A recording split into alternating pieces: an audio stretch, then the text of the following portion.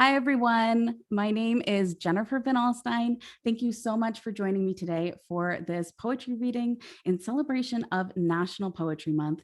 My name is Jennifer Van Alstyne of the Social Academic Blog, and I'm really excited that you've decided to join me today because Heather Sweeney, who's a friend from my MFA program, wrote all these poems about social media. And I also have her editors here, Lena and Erin. We're going to be talking about kind of writing community, social media, but let's start off with the reading. So Heather, would you start us off reading from poems from the Book of Likes? And you can find info about this collection in the description for this video. Thank you for that, Jennifer. Thanks for having all of us here. And I'm so grateful that we have this conversation. It's really important. And thanks for having the editors on. Lena and Erin are awesome, and they created this amazing cover, which I really am enamored by. So thank you. I'm just going to read a couple poems from the short collection, and all the poems start with a hashtag. And so this one's called #bored. The ghost in my selfie has gone viral. I am loved for 15 minutes. This selfie contains an antelope you can't see, foraging on a hillside. It is a hill of glitter, and I cradle the animal with arms of glass. This is hell with a dramatic filter. Hell is the clam bake you were not invited to. Please don't correct my grammar. Hell is when you make me wait for you, and now even the ghost is bored. This one is a poem I wrote when I didn't know I was going to write a collection of these poems. So it was one of the earlier ones, probably right before the pandemic kind of hit. #avalanche.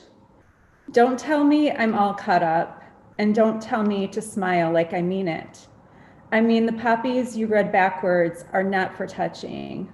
I'm here to reap, not to sow. I mean, my shoulders are ice caps now. And by this, I mean, I am a walking avalanche. And so the poems start with the word that is the last word of all the poems. And this one is called #sorrow. This was at the beginning of the pandemic. In this selfie, I'm a bleak garden full of holes. I am a box of roses from Trader Joe's, an ultra vintage, a leopard coat, a private road, a portrait of your mediocrity, the link in your bio, a Sears catalog model, the moss of your sorrow. And then this one is called connection, #connection. In this selfie, my tone has soured like a date with Don Draper that ends with him crying into my lap. Even after I shared my record collection and my favorite Boone's Farm wine, which is Strawberry Hill, which is discontinued, I know, but I have a special connection. And then #feed is one of the later poems that I wrote based on a dream I had. Can honesty go viral? The truth is that my casket is a hot dog bun and the mirror is reversed. The truth is that someone is haunting me from the future, and I woke up with a cold sore caked with glitter. I woke up wedged in a garage full of lazy boys and lit cigarettes.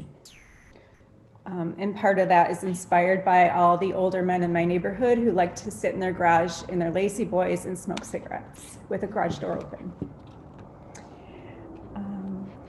This one I wrote after I had rewatched the really cult classic movie with Patrick Swayze called Roadhouse. I don't know if you've seen it, but it's really funny and cheesy. And it's called #heart.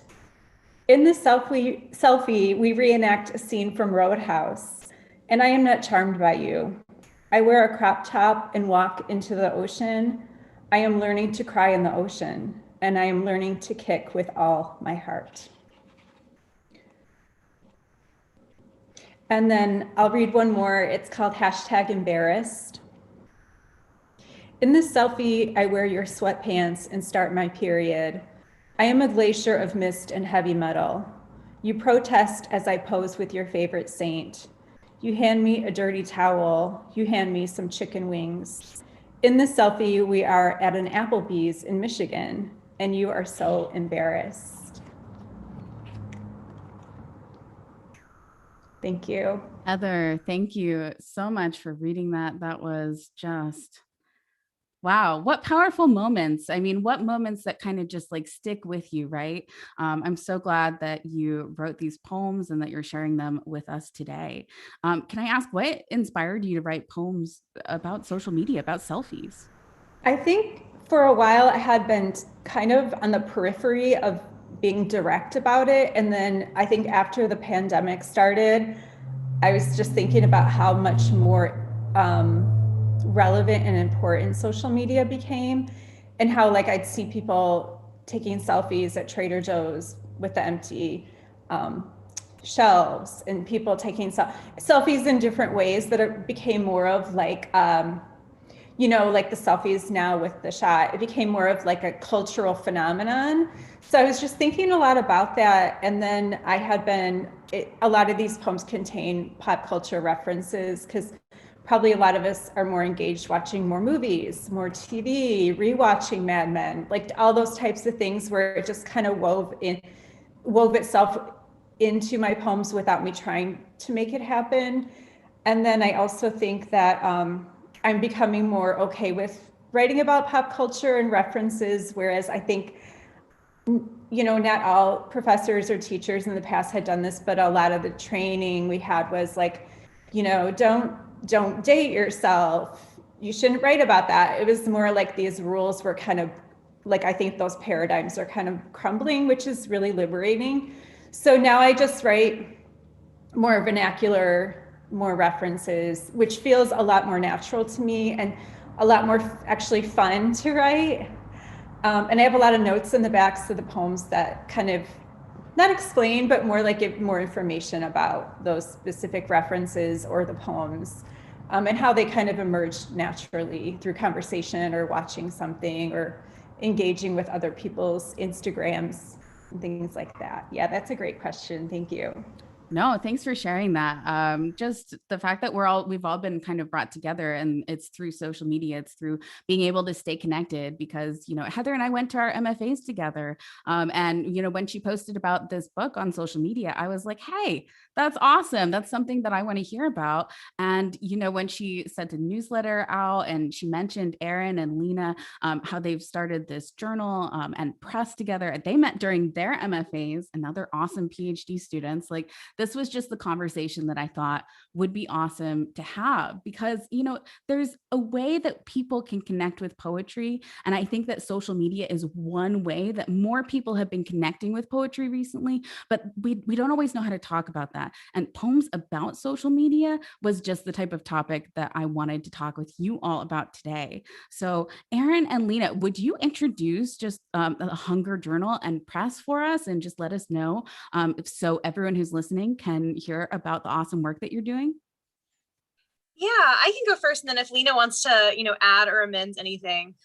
So essentially, like you mentioned, Lena and I met in our MFA program, and really, it's kind of insane that we like our paths cross, because I feel like there's some rule that like doppelgangers, you should never meet each other in real life.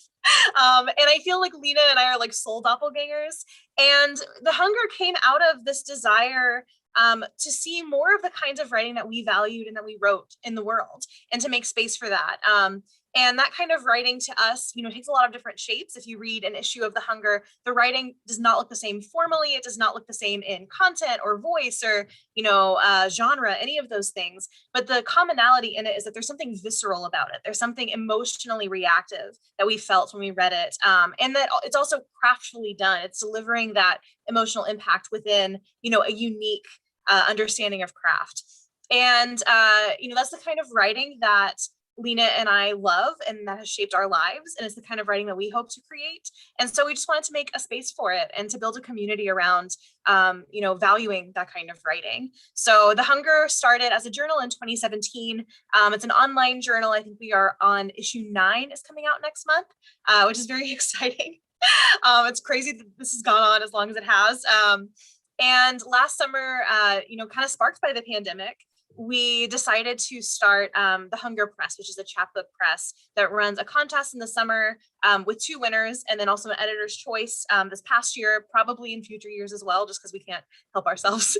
And then also through solicitations outside of the contest. So we produced 4 books, or 3 books in total, 4, 1 more left to come this spring and summer for our first season. And we hope to, build even more and be able to produce more chapbooks and help grow the Hunger Press alongside the Hunger and sort of like merge those 2 communities. So. I love that so much, how you described yourself as like soul doppelgangers, like just that you had the same kind of interests in the type of writing that you wanted to showcase to the world. And you created this really beautiful journal to do that. That's so accessible. People can go to your journal online. They can read things. Yeah. So Lena, would you like to add anything else about that, about how you guys met? Oh my gosh, sure. So Erin, I thought, did a great job giving an overview there of pretty much what we're about. And that's the first time I've heard her say soul doppelganger. So I'm very into it. Let's use that from now on.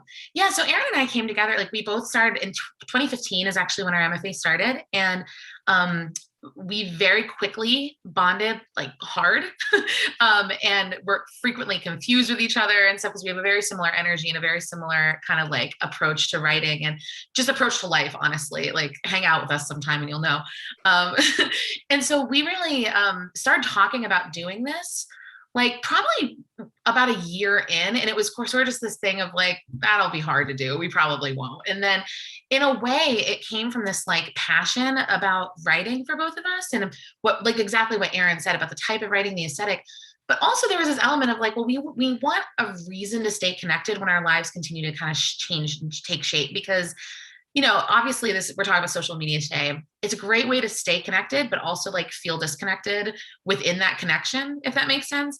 And if all we, had for us, I think was just because Erin's a big Instagrammer and I'm a big like Facebooker and like, we don't really even cross paths a lot on social media. So, if that's all we had really had, it would have been a lot harder.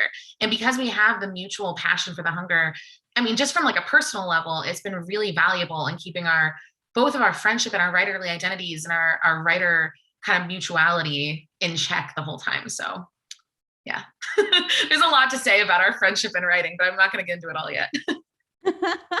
I love that so much. It sounds like, the friendship really for creativity, and that creativity is something that we're all benefiting from today because we have Heather's collection here about social media. And, it's just amazing how much you guys have created in the last year during the pandemic, just the chapbook and releasing 4 chapbooks over the year. That's incredible. I mean, the fact that you've been able to stay connected and stay friends and still produce all of this together. I imagine most of your talking and stuff is online. Is that about how you communicate?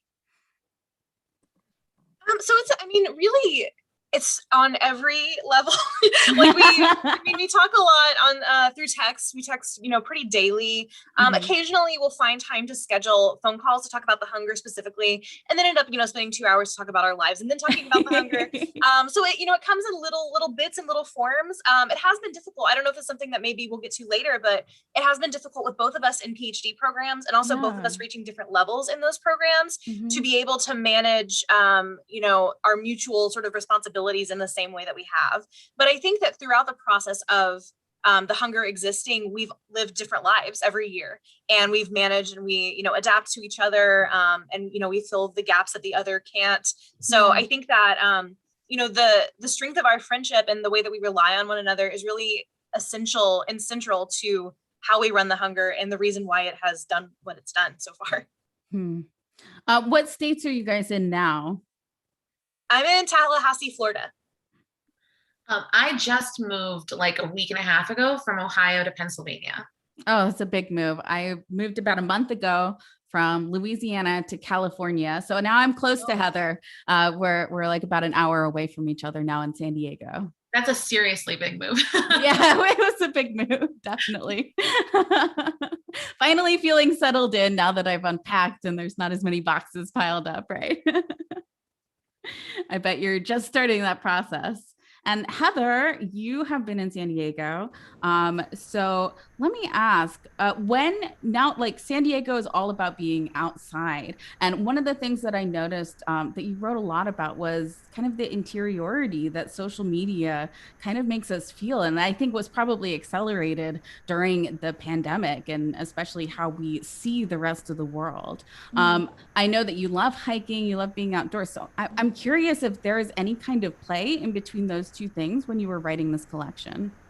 Yeah, I feel like there was a lot of actual physical constraint that was Mm. really frustrating for me and of course a lot of people. I hadn't gone to the beach in about a year. That was frustrating. I actually have a poem about that, like going to the ocean and screaming. So I have a poem about that, but I think it did fuel and inspire me to write a lot of these poems because it is about interior, the mind and the body being inside and feeling disconnected and not being able to engage with the world and isolation and everything everybody else has been feeling. But you're right, I do love outdoor stuff and hiking, going to the beach. And I just now started going hiking down the street. There's a mountain, so I go there. And then I bring a mask in case there's people, but I'm really careful. I'm one of those more careful people. We haven't really gone out to eat in a long time. And I'm just being super careful, totally vaccinated now, which I'm really grateful for. I mean, that's just like, even though I haven't really changed my lifestyle yet, I feel like that felt very liberating, like we're coming out of this eventually. But I have a belief we're not going to go back to normal. I don't know how long that's going to be or if it will ever happen. I think everyone's just a lot more mindful about protecting themselves, which I look at the mask as like a seatbelt, like it's protection. And we need to have this time maybe as, as humans to recalibrate and reevaluate values and think about what's important and not be so driven by the self, maybe like think about the world more as globally rather than about me. So that's kind of where I think a lot of these poems were spurred from, all those ideas I was feeling and thinking. What about you, Erin and Lena? Have you felt like you've been inside a lot more this year? I know you're in different states, but you're both in PhD programs. And I just remember when I was in grad school, when my fiance was doing his PhD, like we were inside all the time. And so getting outside was so important. I'm curious how it's been for you. Erin, if you want to talk, it's okay. So like, as Erin said, we are in different stages of our programs. I'm graduating actually in 2 weeks, so I'm nearly done. Thanks. Thank you. I was very fortunate to be on a research fellowship for my final year. So it was obviously a huge blessing to get that and to not have to go out to the workforce or not have to be teaching in a classroom during this time. It was very lucky, but it was also very isolating because, as isolating as everybody's lifestyles are right now, just anyway, because of COVID, because I didn't have to, I wasn't like required to check in with people that often. Like I was independently working for a year and doing my research. And so because of that, I felt very, I'm a very extroverted social person, and I was very isolated and very like stuck with myself all the time, which was its own kind of horror, I think. But being outside, honestly, and it's like Erin and I talk about this a lot. Like we have basically like the flipped issue where in Ohio, I was cold, like we had a lot of cold weather to deal with. And Erin has like the opposite, like in the summer, she like doesn't want to ever leave her house. So it's just like a challenge to, figure out the best way to make use of the time. I remember last spring and summer, it was like kind of liberating to be like, oh, this is an excuse to go outside instead of being in with people. This is an excuse to just kind of like go out on my own and stuff. But when winter came, it was a dark winter. So I think it's just the outside has been a huge like important thing for me. Like it always has been, but it's been more so because it's literally the only place you could go during so many months. And I got very accustomed to going on walks in the woods and like doing like tarot readings and stuff for myself in the woods. Erin has joined me on that before actually. And like finding little ways to make special moments inside the discomfort, if that makes sense. And so, yeah, I'm sure it's the same for Erin, or similar at least. Yeah, I feel like because outside for so long was the only option, I started prioritizing it more, and it was really good for my mental health, especially towards the beginning of the pandemic. In the spring in Tallahassee, spring is beautiful here. I mean, it's like, 70 degrees and there's like all kinds of crazy flowers and plants. And the neighborhood I lived in is really beautiful. And I didn't know that really because I had never walked around in it. And, that became part of my routine that I really valued. And it made those early days that were filled with so much anxiety and so much uncertainty really bearable, or at least more bearable. And then, as Lena said, we're kind of in the opposite, where summer is really hot in Tallahassee and it rains every day. And we had tornadoes and we had storms, we had hurricane, all these things. And so, from June on, it was just like big anxiety, made it a lot worse to not even to be outside, although outside was also unbearable because of like the soup weather here. But also, just like outside in every sense was scary to me. I developed a lot of anxiety about storms, which I've never had before in my life. And I really relate to being about the pandemic and about the sense of, lack of control of, what's out there in so many different forms, the things that are happening to us that we can't control, and how everywhere outside of the house is like this danger zone. It felt like also the sky was dangerous. So, it's rough. I think I value my outside time more, but at the same time, I think I had to contend with what outside means to me, mentally in this really complex way that I'm still working through. But, we're back in spring in Tallahassee. It's nice again. It's about to get horrible again, but I'm enjoying a couple nice weeks at the end of the semester. So. And then it'll get too hot. Yeah. I was in Louisiana, southern Louisiana too, for 5 years while my fiance was doing his PhD. I did a second master's while I was there, and the summers were honestly unbearably hot and humid. It's just the worst combination. And so I spent most of my time inside. And the masking was not so great in that area. And so being outside definitely felt anxiety provoking for me. This was probably the most positive year I felt in terms of social media, where there was like almost no negative interactions that I had with anyone. And I just really felt like I connected with people, even people that I hadn't heard from for a long time or that were like old friends. And I don't know, it felt really positive for me, but I'm curious how it felt for each of you. Yeah. Yeah, I mean, what Heather was saying earlier really resonated with me about social media being so much more in the forefront when the pandemic started. And I really felt that because for so much of those early weeks, and even into, the protests and stuff over the summer, it was like, we were inside and it was like searching to social media for information. Just about what's going on in the world, what's happening to us, what's going to happen with COVID, what's going to happen with, these various injustices, right? Like, and I think that also feels related to the sort of like, what does outside mean in this bigger sense? And when we no longer have each other outside of social media, what kind of, energy does social media take on in our lives? I think for a lot of people, it's both, a wonderful place of genuine connection and opportunity. And then it's also this place of like anxiety and comparing yourself to others and feeling like you have to portray yourself in a certain way. And I think those things come through really clearly for me in Heather's poems, that sort of like the danger of the self-portrayal and also the like delight of it kind of. So yeah, I think that social media this year is different and the same. It holds those same pitfalls and those same opportunities. And it's also like a new thing. And I think more of a presence in my life, which I'm not sure if that's a good thing for me. What about you, Lena? How have you felt about social media in the past year since the pandemic? I was thinking through my thoughts because Yeah. So something that I started to realize I think it was around August, maybe late July, August, I started to feel, I don't know if anybody can relate to this because like it was an intense feeling. I had this feeling like I was being watched all the time.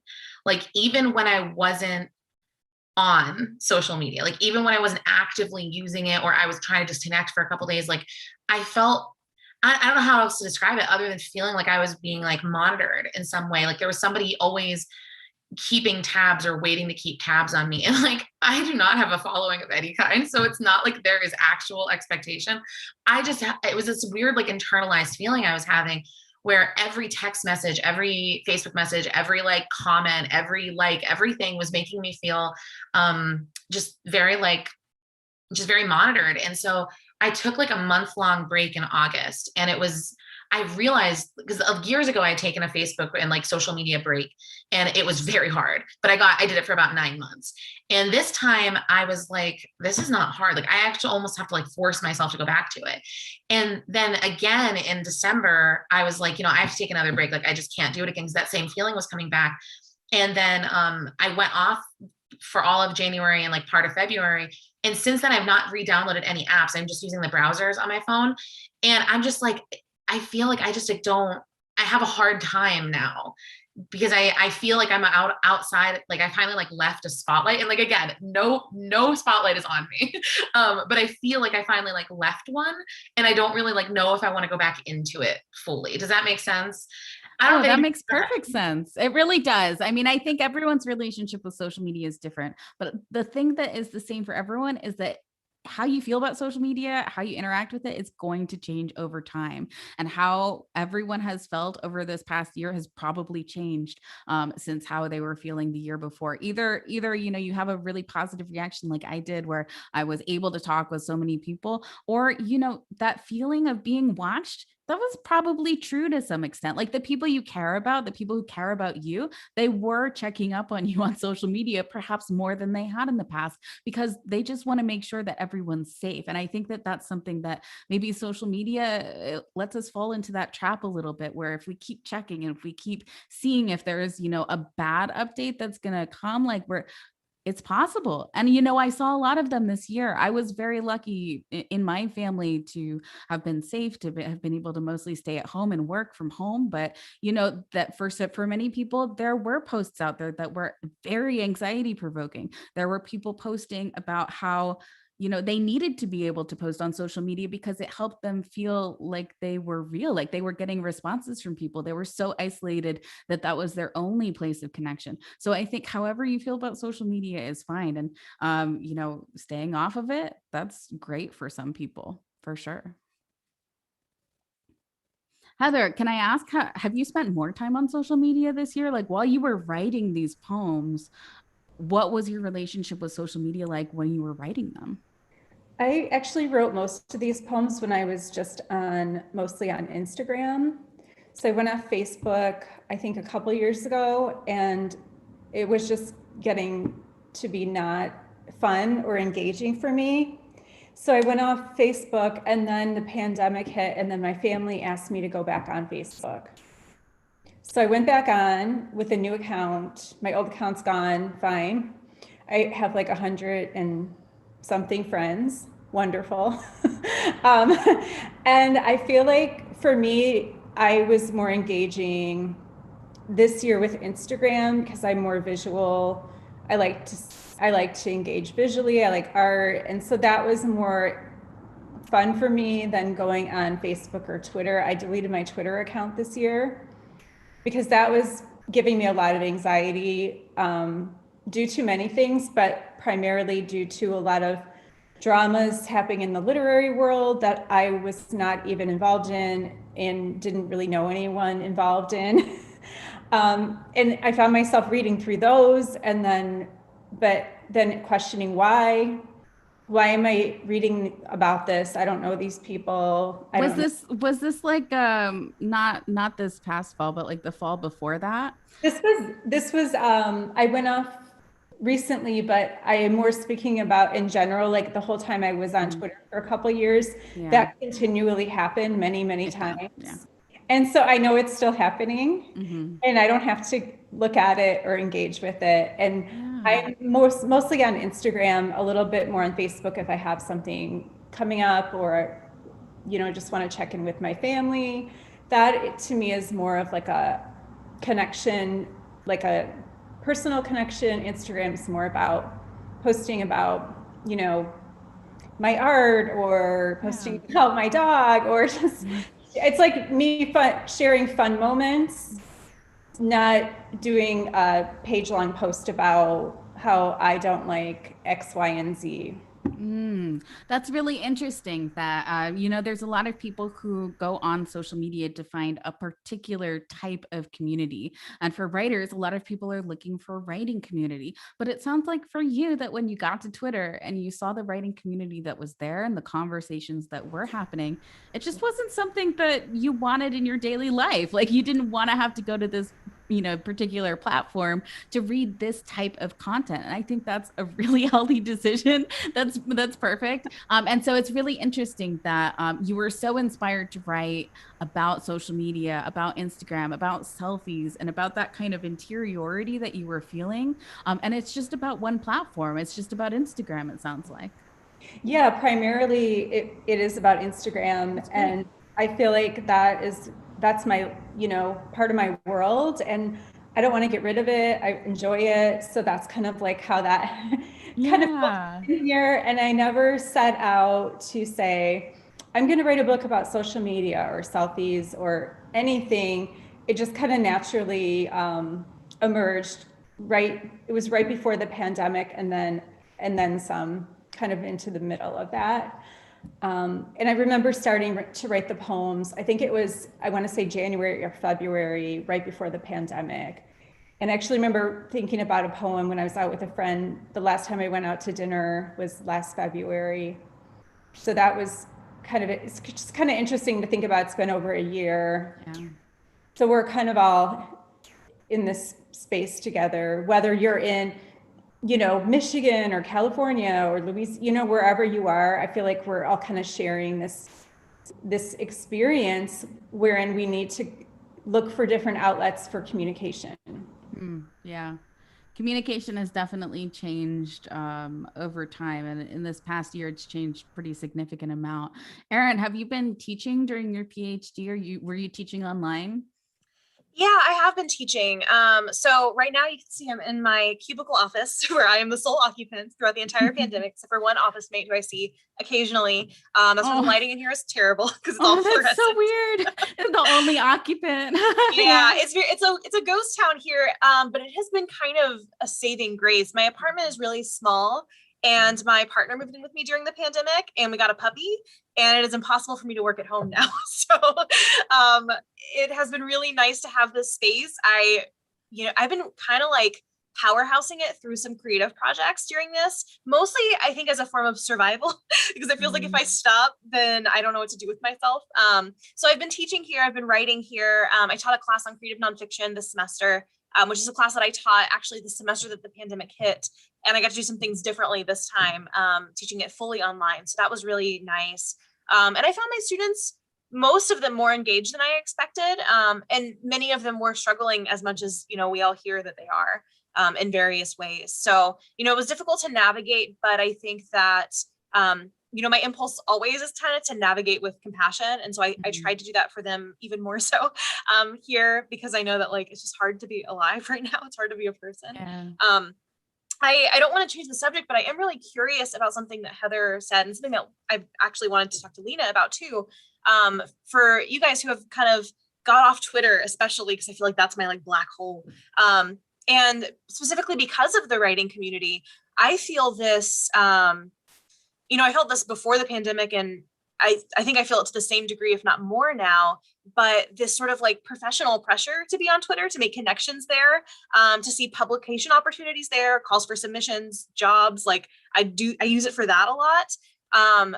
And so even though sometimes I realize, I think Heather did, that, maybe the conversations happening there aren't super productive, or there's some toxic component to that community. I have a lot of professional FOMO of if I'm not on Twitter, then will I even know any of these opportunities that I, am acting on to try to get my work out there? So I'm curious how you guys navigate that, like both with like your emotional health, staying away from these things, but also like, still trying to gather those opportunities elsewhere, maybe. I don't know. Erin, I did think about that as well. And I think I kind of weighed the pros and cons, and my well-being was number one right now. And I personally feel like whatever's going to cross your path is going to cross your path. It's meant to be there. And I don't feel like that anymore. I think at first I did, but now I kind of let that kind of shed off of me. But I do understand your sentiment about wanting to still be engaged and see things that come across your eye with publication stuff and jobs. And I definitely did have that on my mind. And that's a really great comment. But now that does not enter my mind, and I don't want to go back. But I do understand that for sure. Yeah. Yeah, I would say I think because so that this is relevant. I was in a rhetoric and writing studies PhD rather than a creative one. So I was like fighting for my creative identity the entire time, but not surrounded by people no one was like detracting from it, but no one was necessarily reinforcing it. So I don't think I felt that level of pressure from like an external sense that I know that like Erin being in a creative writing PhD has experienced. I'm also not as in tune with like professional publishing opportunities and stuff as Erin, and she knows this, and it's terrible. But I found that there was just nothing, like for me, Twitter is just very like emotionally unsettling. Like I have never really, even the opportunities I found out about that way and the good moments I've had, if anything, it makes me, it's very toxic. I find in many communities, not just the literary community, but several communities, including the academic Twitter, pretty toxic in different ways. And also just like, even the opportunities I find out about, like all it makes me think is, well, what else is out there that I'm missing? And it makes me feel that no matter how much I consume or no matter how much I participate, I feel like I'm missing something. And that makes me feel this constant state of lack and this constant state of I'm not doing something well enough, whether that's staying in tune enough or submitting enough or writing enough or whatever. Like there's not enough time in life to feel like you're on top of the things being asked of you in your Twitter feed. You know what I mean? So for me, just like stepping away from it and never really letting myself get super immersed, that has been really important. And honestly, kind of like what Heather said, like I do not even think about it. Like it doesn't even cross my mind that Twitter exists until someone mentions it. You know what I mean? Like I'm so disconnected from it in that way that like I think that that's one of the challenges for me is that I like Facebook a lot and I've always liked Facebook a lot, but I think it's because the connections there for me feel more intimate. And that felt worth my time in a sense. But now I think that's also why it became overwhelming for me, because it was like too much being quote unquote asked of me. Like truly nothing was I just want to emphasize nothing is being asked of me except for like what I'm doing to myself. But yeah, I don't know if that answers your question at all, Erin. So one of the things that I wanted to say about Twitter, just for especially anyone who's listening, who is feeling some of the feelings that Erin is feeling and some of the feelings that Heather and Lena are saying that they experienced on Twitter that made them decide to leave, is that when you're not enjoying something on social media, it's totally okay to step away. It's important to weigh at multiple times, like not just once, but like on a regular basis, how you're feeling about social media, because some of the times our goals are going to be different than others. Now, it sounds like for Erin right now, she has goals when it comes to publishing and making sure that she's communicating with certain people. And so that's why she was on Twitter. But maybe some of those goals will change over time. And that means spending less time on Twitter or maybe connecting with different people on Twitter. There are a lot of ways that you can control the kinds of content that you're seeing. The first is who you're connected with, because if you're not connected with people who are posting things that you don't want to see, then you'll be pretty happy. The second thing is to switch from the top tweets to latest tweets. Seeing the latest tweets means you'll see things that people are saying now. You can have a conversation with them. They might even be online. But if you're seeing top tweets, honestly, it's going to show you things that a lot of people like and maybe you don't like necessarily. And so that makes a big difference. And then the third tip that I have for you is to turn off retweets. You can actually go to each individual person's profile and turn off their retweets. It means that when you look at your Twitter feed, the things that you are seeing are the things people are actually saying themselves. You're actually hearing from the people who you're following. And that makes a huge difference for me. That's actually the only reason why I probably enjoy Twitter and why I feel like I have a good time the times that I do spend on Twitter. It's because I've turned off retweets from like 99% of the people that I follow. It's not that I don't care that, you're going to share something with me. It's that I really don't have the time or energy to think about all of those things. And if you care about it a lot, retweet it with a comment, and that way I'll be sure to read it. And so will everyone else. And so there are ways that you can control how you're seeing social media that might help. And I just wanted to make sure to share that for anyone who is listening. One thing that I wanted to ask Heather was, why did you decide to write about selfies in particular? I feel like selfies, they used to be something that was kind of like, oh, that person takes so many selfies, like they must be really conceited. And I feel like that's really changed over time. It's like taking a selfie is more like, being able to show someone something or being able to document something or a moment. So the idea of maybe selfies, for me at least, has changed, and I'm curious what you think about selfies. Yeah, I think that's a great comment that you made about our evolving perception of selfies, because there was, I think when it started, a lot of judgment around selfies, and I think there still is a little bit of that for some people. And I was just thinking about how old, how many centuries old portraits are. Like if you think about that, it's like you're trying to maintain and curate a moment. So that's what we're still doing, but we can do it more easily now. And it's cheaper. So I just feel like it's always been there. It's just different forms of portraits. And I feel like it's a form of sharing insight into my little world and your little worlds as well. And I feel like it can be really a good form of communication. In a moment, you can see, oh, Erin went to hiking in the woods. Look at that beautiful tree behind her. Lena went to the beach. How cool is that? And it's just like a way to a little insight or a little sliver of your lives that I love seeing. And I do think there are different types of selfies, but I think that for the most part, in people I interact with and probably you all interact with, it's more like a form of communicating and sharing rather than showing off something or being self-absorbed about it. Yeah, so I think maybe even selfies, like there was maybe a sexual element to them when they first became really popular. There's a lot of selfies that were maybe revealing. And now, like I actually train people how to take selfies professionally, like for things like their LinkedIn profile. I mean, selfies are definitely a way you can take all sorts of photos. Maybe you put it on a little pedestal. Maybe you just prop it up with some books.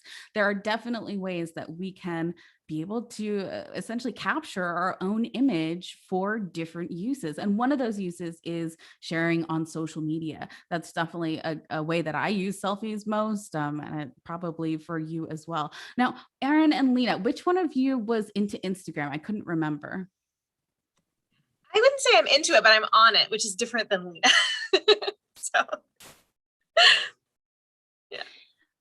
So on Instagram, I definitely share, I would say probably like a third of the things that I share have been selfies. They're either selfies or like cat pictures. And I feel like those are kind of my go-tos for my personal profile. And, when I'm sharing a selfie, I don't really think about how I look as much as I used to. I'm definitely focused on like what else I'm trying to communicate with that. And I notice that oftentimes when I'm sharing selfies now, I have a lot more in the description than I used to have. And I'm like actually trying to tell people something. And so that's one way that I know selfies has changed for me, maybe in the past few years. Yeah, like you, I also, my Instagram is pretty much selfies, pictures of my dog, pictures of my cat, or pictures of the tree. And that's pretty much it for the past Oh, I love it. I actually had a picture of a tree, and it was one particular tree, and I posted it every year. That was Heather, what do you like to share on Instagram? Because you spend most of your time on Instagram for social media. So I'm curious, what types of things do you share? I think I share a balance of my writing work, my artwork, my visual artwork, my dog, and then occasionally me and my husband, whatever we're doing, decorating our Christmas tree or having drinks or whatever it is. It's more, I think it's more like, oh, I want to share this with my friends. Like, what would I share with my friends if they called me right now, or if we were all together? What would you tell them? We just did this. We went hiking. Here's a selfie of us on the trail or whatever. I feel like it's more, for me, I think it is a balance of those things. And it is, I think I used to be more self-conscious about selfies. Like, oh, I have a wrinkle, like like stupid things that nobody cares about. But now I think I've loosened up about that. And I think a lot of people have, because it feels more authentic to me now being on Instagram and seeing my friend. I follow mostly friends and writers. And so, it's not like it's going to be on Bravo TV or something, or Entertainment Weekly. I don't care. So I feel like I'm less self-conscious. It's more authentic. It's more fun. It's more real. And I do like seeing my friends' faces. It gives me joy. And I think it's really important, especially right now. Oh, that's a good point. Yeah, I'm trying to think back if there is like a selfie that I saw that I was like, oh, that person should not have posted that selfie. And I don't remember one like in recent memory. Like maybe like 3 years ago, like someone posted something that was like a little bit too much. But honestly, I can't really think about it. Usually seeing selfies makes me pretty happy. I think like you, because I follow and connected mostly with friends on Instagram. Yeah, a lot of good selfies. What about you, Lena? How do you experience it? Well, I was going to add something that's funny, because I have been thinking for like, this is just silly, but like for a long time, I've been like, I want to get an Instagram, because I have one. I technically have one, and I've never posted ever.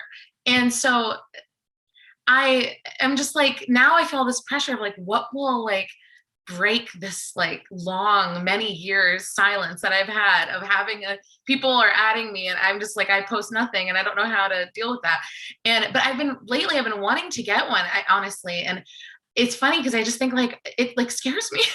I don't know why. I feel just like overwhelmed. I think because I never really dove into many different social media platforms. And so, I mean, I'm an obsessive YouTube viewer, and like have dreams of becoming a YouTuber. But other than that, that's so awesome. Oh, every day I have like, I mean, I pretend I am one at home when I'm alone. And I have this like dream kind of like curating this very like beautiful social media life. And I get scared and I feel exhausted before I even do it. And then I do nothing. And then I just like log out of Facebook again, but hearing you guys talk about it, it makes me think like, maybe I'll just start posting stuff on Instagram, because I want to. I just feel like, can I? It's so dumb. I just like, because I've never been a part of it, I have this perception of it as something that takes a lot of effort. And that's always what I think is like, it takes effort because everybody's editing their photos and stuff and like making it perfect. And that's my perception. And I don't know that it's a fair perception, but it makes me then feel afraid. So that I don't. One thing that I'll say is that and this is maybe just how I use Instagram, because I know that a lot of people do use it for interacting with other people and, having friends and communicating and meeting new people and networking, all those things. I definitely don't use it in any of those ways. And I think for me, it feels like a kind of like a safe space. And I kind of use it as like a scrapbook, I would say. And I do edit my pictures and stuff like that, occasionally, but it's more just for fun, for like, how can I make this photo look artistic? So I think of it as sort of like an artsy thing. So this is me sort of speaking to Lena, don't be afraid. Because for me, it's like, I think that for me, what's hard, and I know that Lena feels differently about this, but what I find difficult about social media is the obligation to interact, the obligation to be, commenting or writing lengthy posts that people are going to engage with, and then I have to reply to them. I don't really, on Twitter, I think I like that a little bit more because I know who my audience is. Lena does that a lot on Facebook, and that's kind of a space that she enjoys. And I don't enjoy that because I have like all my family members on Facebook and I don't want them to know my life. And they wouldn't like what I have to say anyway. So for me, Instagram is kind of like, well, I have my friends there. I have a couple writers, but I don't feel like a lot of pressure to be professional in front of them. I don't really use it to do that networking. And so it's kind of just like a scrapbook of, pictures of myself that I like, that I want to share, or pictures of, today I walked downtown, I saw a cool fountain, I took a picture of it. If I had posted it on Twitter, I might be like, is this too dumb to post on Twitter? Like, is this like my presence? But I was just like, no, it goes on Instagram because like, that's where you can do fun stuff with photos. So I don't know if other people feel that way, but that's kind of how I approach it, which maybe for Lena will feel less scary. Yeah, I really like that. Lena, I think a lot of people who've done kind of what you have, where you're like, oh, I know about Instagram, I have an account, but I'm just not going to use it. Like honestly, if you're not into Instagram now, like maybe don't use it. Like maybe you should start that YouTube channel because you're probably going to be great on camera. Like you're really personable. It's been really fun having this conversation. Like put your energy into something that you really know that you want to enjoy. I mean, like if you watch YouTube videos, like that may be your calling.